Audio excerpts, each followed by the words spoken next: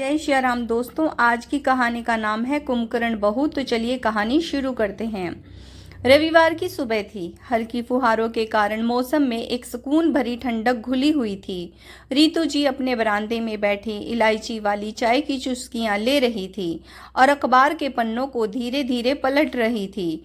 घर में एक गहरा सन्नाटा पसरा हुआ था जो उन्हें भीतर तक सुकून दे रहा था। तभी लोहे के गेट के खुलने की चरमराहट हुई। रीतू जी ने चश्मे के ऊपर से नजर उठाकर देखा। सामने शालिनी जी चली आ रही थी। शालिनी जी यानी मोहल्ले की वह सीसीटीवी कैमरा जिनका अपना नेटवर्क किसी भी न्यूज़ चैनल से तेज चलता था।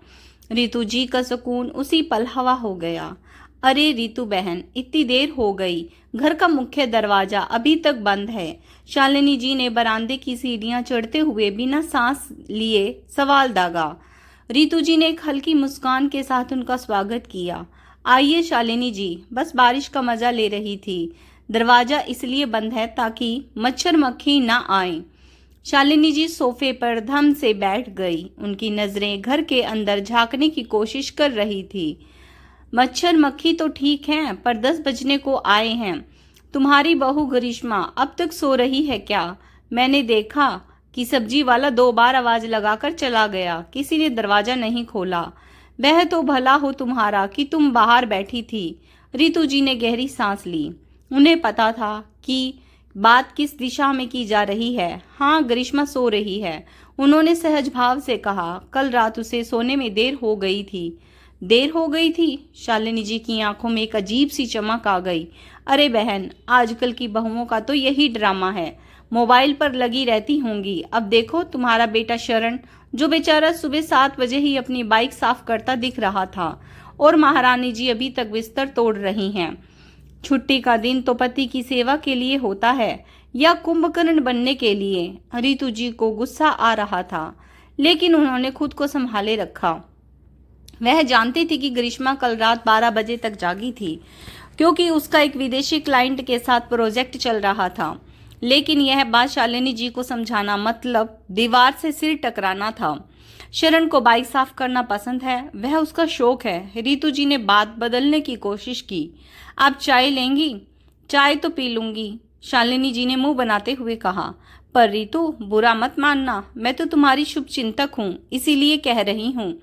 मैंने कल शाम को देखा था तुम्हारे घर फिर से जोमेटो वाला आया था। रोज रोज बाहर का खाना। शरण की कमाई में आग लगा रही है ये लड़की। सुना है शरण की सैलरी अच्छी है, पर इसका मतलब यह तो नहीं कि पैसे पेड़ पर उगते हैं। अगर घर की औरत ही लापरवाह हो तो लक्ष्मी कभी नहीं टिकती। रीतू जी के हाथ में पकड़ा अखबार हल्का कांपने लगा। ग्रीष्मा के बारे में लापरवाह शब्द सुनना उन्हें भीतर तक चुभ गया। शालिनी जी, रीतू जी ने अपनी आवाज थोड़ी सख्त की। घर की रसोई कब जलेगी कब नहीं, यह घर के लोगों की आपसी समझ होती है ना।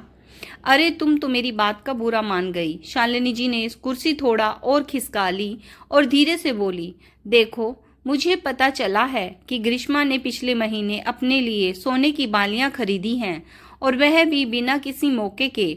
तुम भोली हो रीतू, तुम्हें नहीं पता आजकल की लड़कियां पति को इमोशनल ब्लैकमेल करके अपनी अलमारियां भरती हैं। शरण बेचारा सीधा है, वो तो सब लुटा देगा। तुम्हें अब कमान अपने हाथ में लेनी चाहिए।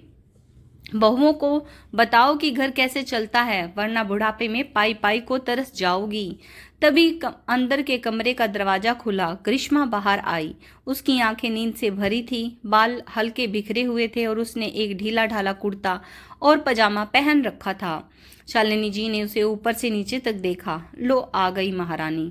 10:30 बजे सुबह हो रही है इनकी। ग्रीष्मा जी ने नमस्ते किया, लेकिन शालिनी जी ने मुंह फेर लिया और रीतू जी से बोली, देख रही हो ना, सिर पर दुपट्टा नहीं, ढंग के कपड़े नहीं, मेहमान बैठे हैं और ऐसे चली आई। कोई शर्म हया है या नहीं? ग्रीष्मा चुपचाप रसोई की तरफ मुड़ गई। उसे पानी पीना था। वह इन बातों को अनसुना करने की आदी हो चुकी थी, लेकिन रीतू जी के सब्र का बांध अब टूट चुका था। शरण, जो अंदर अपने लैपटॉप पर काम कर रहा था, आवाजें सुनकर बाहर आ गया।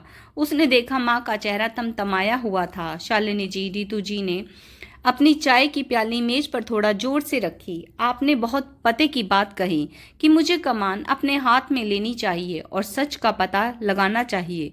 शालिनी जी के चेहरे पर एक हल्की जीत वाली मुस्कान आ गई।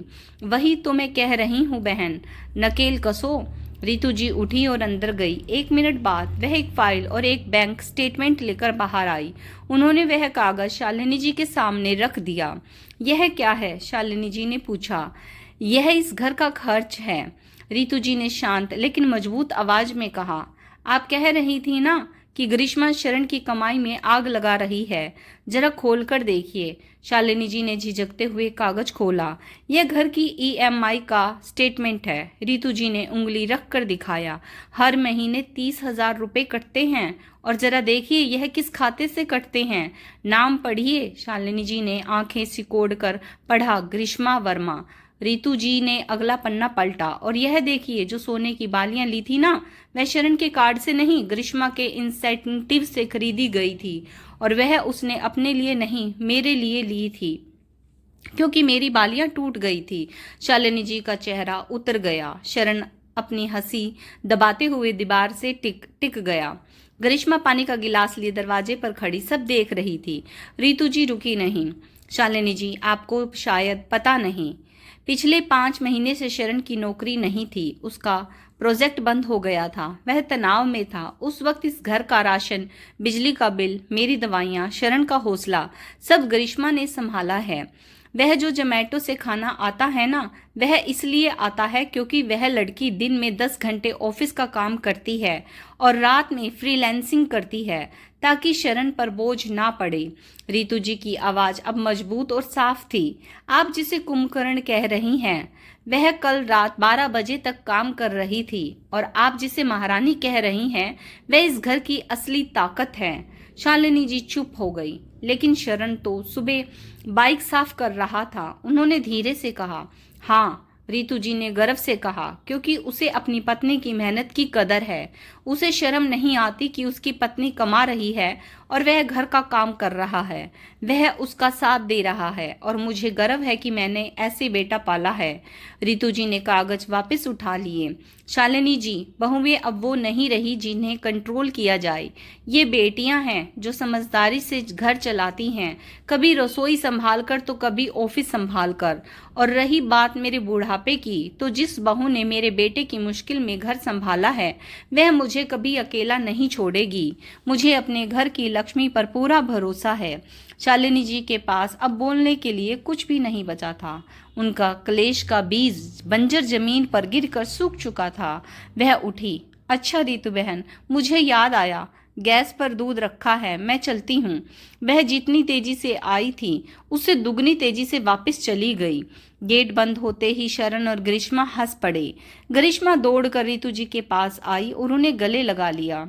माँ, आपने तो उनकी बोलती ही बंद कर दी। लेकिन आपको वो स्टेटमेंट दिखाने की क्या जरूरत थी? उनकी नजर लग जाएगी, ग्रीष्मा ने हंसते हुए कहा।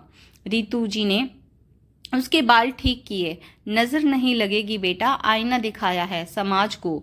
लगता है कि अगर बहू देर तक सो रही है तो वह आलसी है, और अगर घर का बेटा घर पर है तो वह कमजोर है। उन्हें क्या पता 4 दीवार के अंदर कौन किस मोर्चे पर लड़ रहा है। शरण ने माँ के कंधे पर हाथ रखा। थैंक यू माँ, मुझे लगा था आप भी कहीं दूसरों की बात सुनकर चुप। रितु जी ने प्यार से टोका। मैं तेरी माँ हूँ, कोई न्यूज़ चैनल की दर्शक नहीं जो किसी की भी बात पर यकीन कर लूँ। मुझे पता है मेरे घर की नींव किसने थाम रखी है। रितु जी ने ग्रीष्मा की तरफ देखा। जा बेटा, मुंह हाथ धो ले, आज बाहर से खाना नहीं आएगा। क्यों माँ? ग्रीष्मा ने पूछा। रितु जी बोली, आज मैं अपनी मेहनती बहू को अपने हाथों से इलायची वाली चाय और गर्मा गर्म पकौड़े खिलाऊंगी, और शरण तू चटनी बनाएगा। जी मैडम, शरण ने सलाम किया।